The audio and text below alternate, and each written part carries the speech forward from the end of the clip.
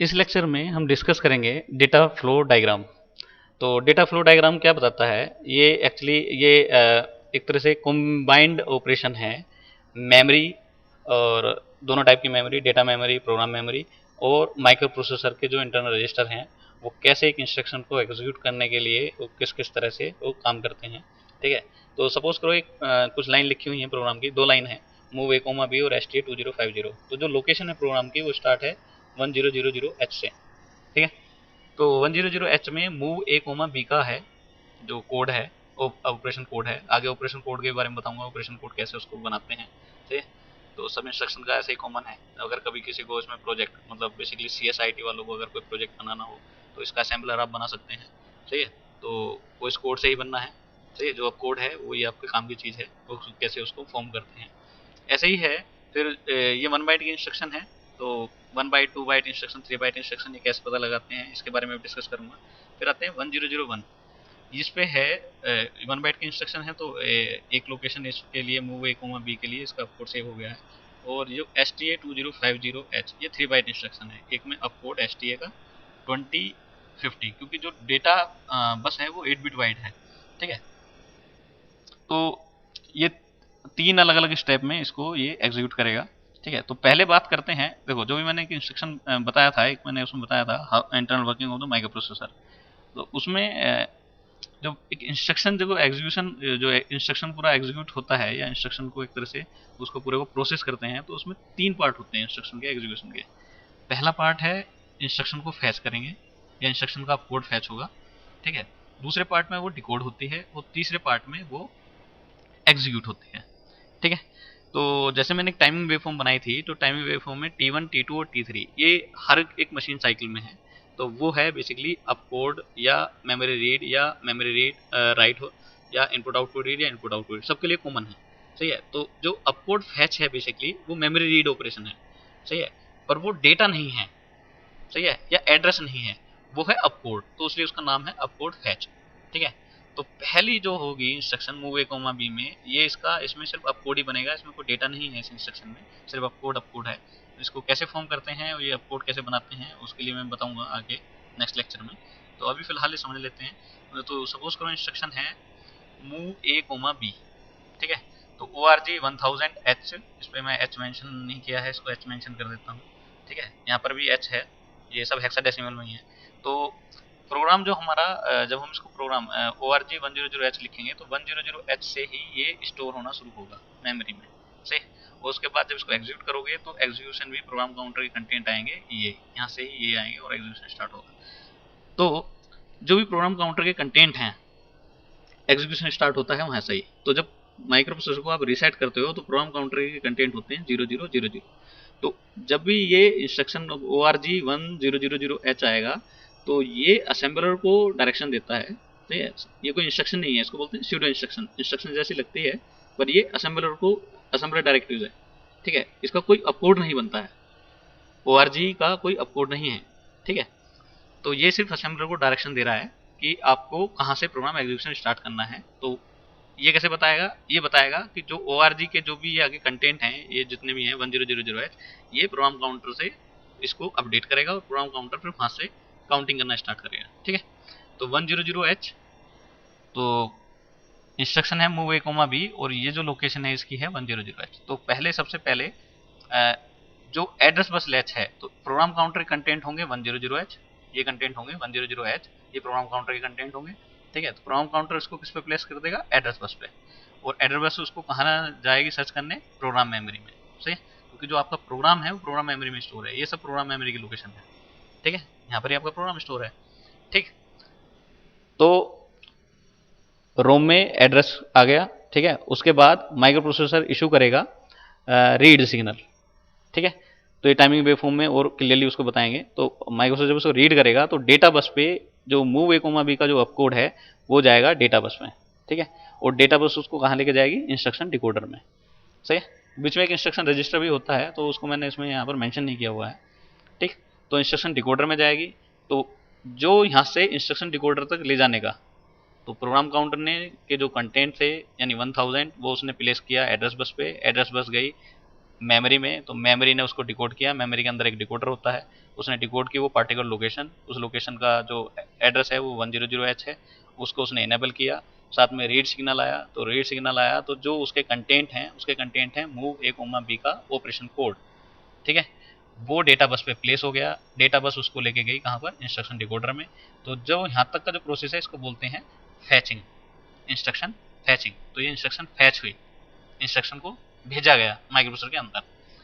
अब यहाँ से डिकोडिंग स्टार्ट होगी। अब माइक्रो प्रोसेसर उसको डिकोड करेगा तो T1 T2 T3 में फैचिंग ही होती है, सही है।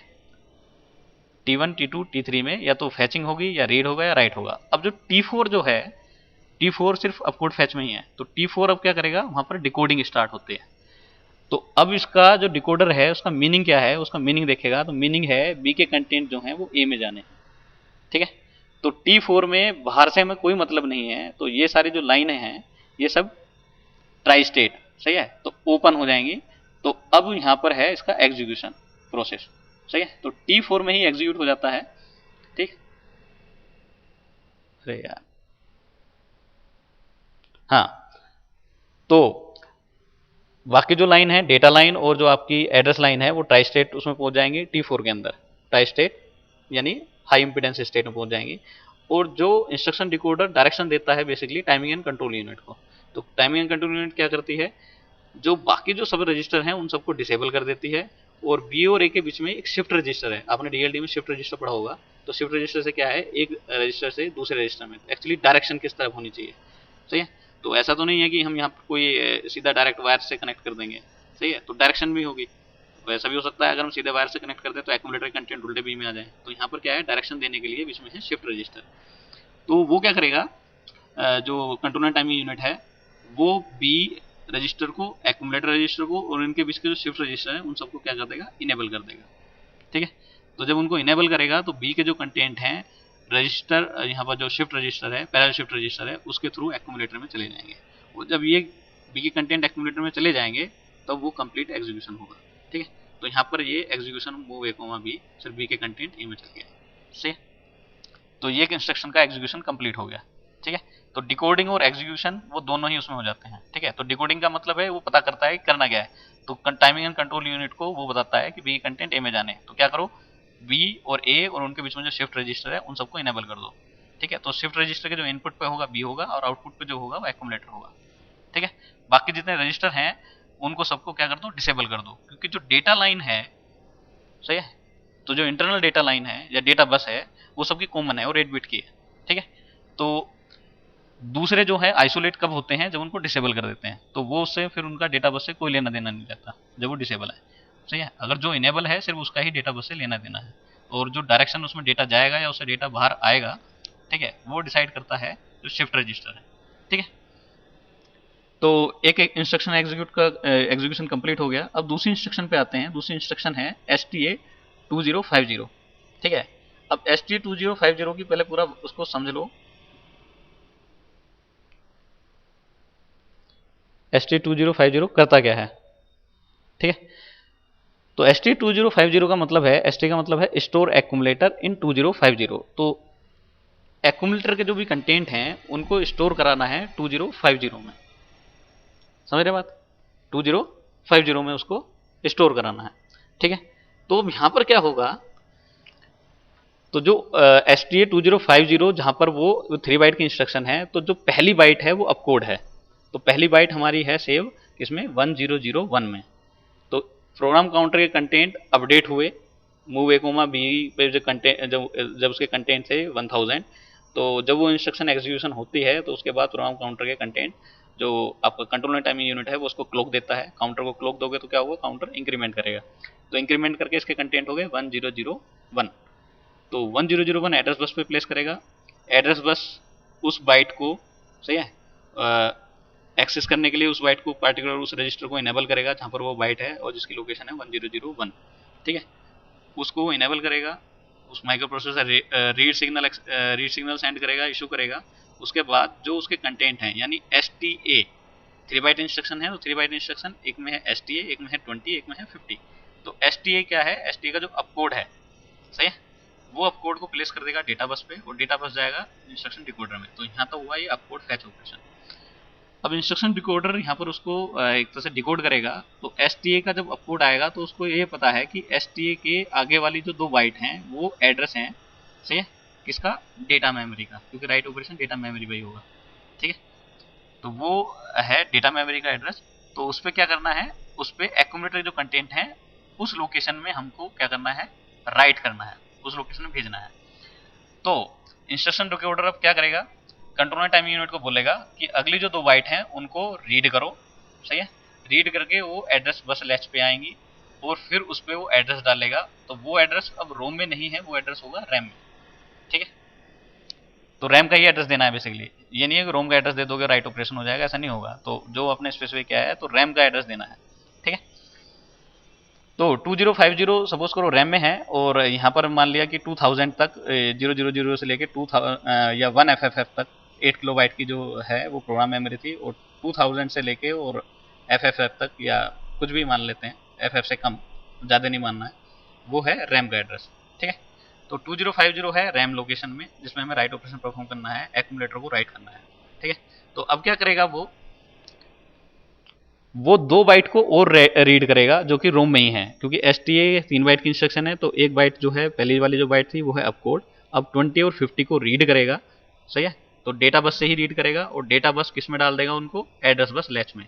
यहाँ पर उसको एड्रेस बस लैच में 2050 डाल देगा, ठीक है।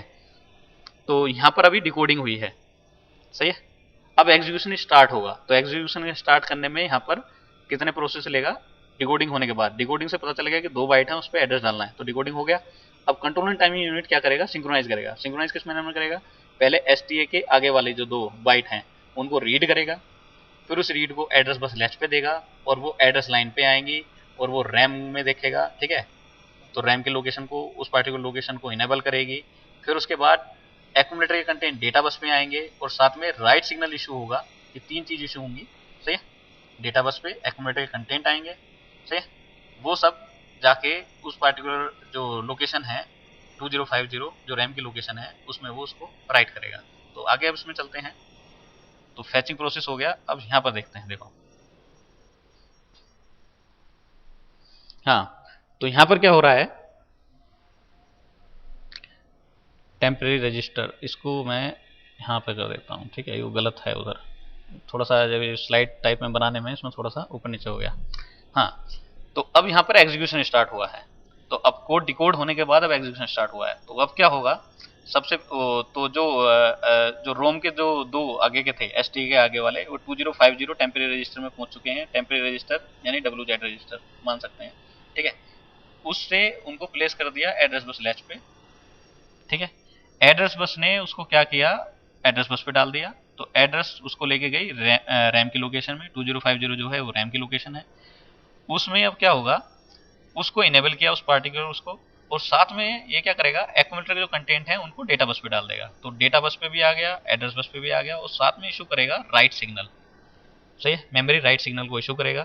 तो जो एक्यूमुलेटर कंटेंट है वो 2050 में राइट हो जाएंगे और ये जो एस टी ए 2050 है ये कम्प्लीटली एग्जीक्यूट हो जाएगा, ठीक है। तो यही आपको थ्योरी में बताना है और ऐसे ही इसको स्केच करके अगर आप उसको समझेंगे तो कैसे ये सारा काम कर रहा है, तो उससे आपको बहुत क्लियरिटी आ जाएगी, ठीक है, माइक्रो प्रोसेसर की वर्किंग समझने की, ठीक है। आगे चलें। आगे अब एक इंस्ट्रक्शन है मूव एम कोमा सी, सही है। तो एम जो है बेसिकली मेमोरी, ये इंडिकेट करता है कि मेमोरी लोकेशन, और मेमोरी लोकेशन को डिफाइन करते हैं एचएल रजिस्टर पेयर। मैंने जैसे बोला बाय डिफॉल्ट तो एचएल रजिस्टर पेयर। तो इस इंस्ट्रक्शन से पहले एक इंस्ट्रक्शन आएगी एल एक्स आई, सही है, स्मॉल में हो गया, कैपिटल में कर देता हूँ, L x I H coma, सही है। और इसको मैं क्योंकि इस पर रीड राइट ऑपरेशन इस पर परफॉर्म करना है तो ये भी रैम का ही होना चाहिए लोकेशन। तो 205 इसको 51 कर देता हूँ, ठीक है, 2051, ठीक है। इसके बाद ही हम इस इंस्ट्रक्शन को लिखेंगे मूव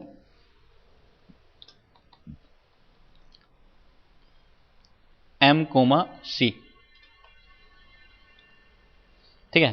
तो इस प्रोग्राम को मान लेते हैं। तो move M comma C instruction को फैच करना है, ये पहले से ही ऑलरेडी हो चुकी है। तो HL में हमने कंटेंट डाले 2051, ठीक है। तो HL के जो कंटेंट हैं वो अब इस जो M जो है, M जो रेफर करता है वो HL की जो लोकेशन है उस मेमोरी को रेफर करता है, ठीक है। तो मूव एम कोमा सी का मतलब हुआ जो C के कंटेंट हैं वो किस लोकेशन में जाने, 2051H लोकेशन में जाने हैं, ठीक है। तो move M comma C 1 byte single byte instruction है, सही है। तो वो क्या करेगा, सबसे पहले क्या किया, वही है उसका कोड पड़ा हुआ है किसमें, प्रोग्राम मेमोरी में। रोम जो है प्रोग्राम मेमोरी है, तो उसका एड्रेस आया, यानी मूव एम कोमा सी जहाँ पर भी स्टोर है उसका एड्रेस इसने डाला प्रोग्राम काउंटर के थ्रू। वो रोम लोकेशन से आइडेंटिफाई किया, उसको इनेबल किया और उसको रीड किया डेटा बस पे, वो इंस्ट्रक्शन डिकोडर में गया। तो डिकोडर में गया मूव एम कोमा सी का। जब ये जाएगा तो अब डिकोडर उसको डिकोड करेगा, तो डिकोड किस वे में करेगा कि जो सी के कंटेंट हैं वो जाने हैं एम में। एम का मतलब है जो HL के जो कंटेंट हैं वो होल्ड किए हुए हैं उस रजिस्टर का जहां पर डेटा जाना है, सही है, जहां के सी के कंटेंट जाने हैं। तो उस एड्रेस को वो होल्ड किए हुए हैं और वो एड्रेस है 2051, यानी 2051 जो रैम की लोकेशन है उसमें सी के कंटेंट प्लेस करने हैं। इसका मतलब ये हो, तो अब उनको आगे वो सिंक्रोनाइज करेगा, सही है। तो पहले वो HL के जो कंटेंट हैं वो किस पे डालेगा, तो डिकोड हो गया, तो अब HL के कंटेंट डालेगा एड्रेस बस पे, ठीक है।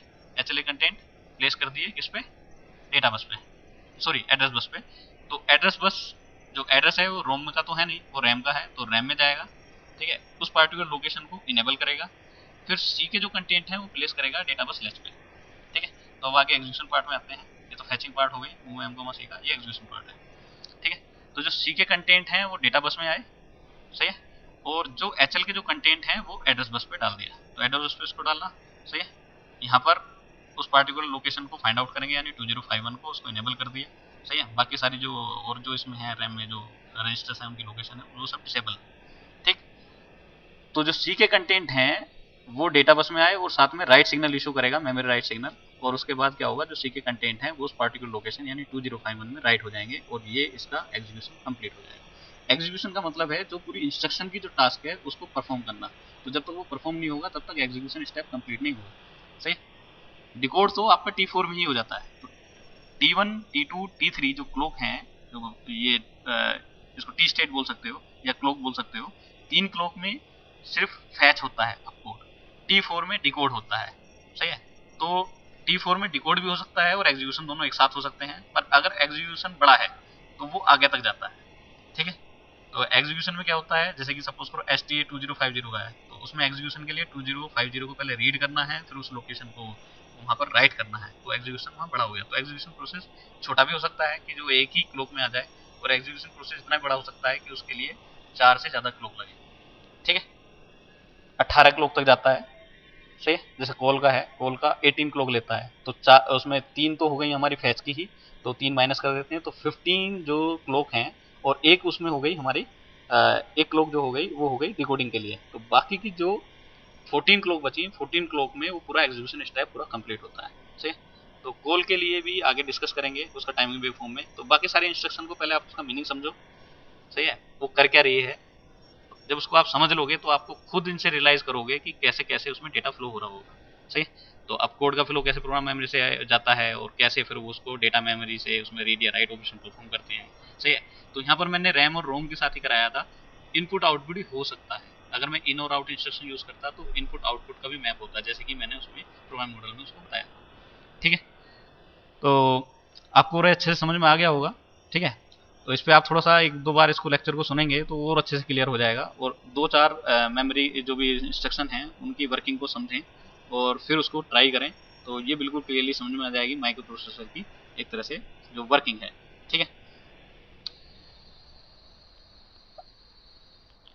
ठीक है, तो काफ़ी बड़ा लेक्चर हो गया है, सही है। तो इसको अभी हम यहाँ पर स्टॉप करते हैं। Okay, thank you.